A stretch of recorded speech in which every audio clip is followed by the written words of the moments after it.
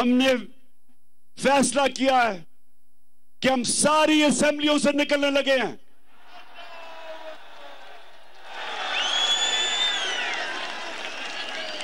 हम बजाय अपने मुल्क में तोड़फोड़ करें, हम बजाय अपने मुल्क में तबाही मचाएं, इससे बेहतर है कि हम इस करप्ट निजाम से बाहर निकलें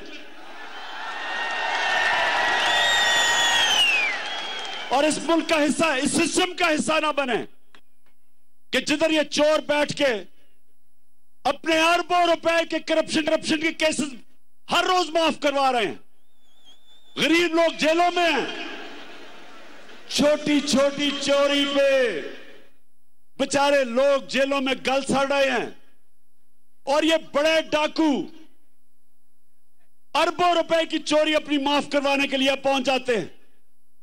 और मुझे अफसोस वो है जो लोग इनको एनआरओ देते हैं। मैं उन लोगों से भी पूछता हूं कि क्या आपको खौफ खुदा नहीं है कि एक मुल्क पे इतना बड़ा जुल्म कर रहे हैं? क्या आपको खौफ नहीं है कि आपने एक दिन अपने मालिक को जवाब देना है? आप कैसे रातों को सोते हैं कि एक एक बड़ा डाकू उसके केस माफ हो रहे हैं अरबों रुपए के?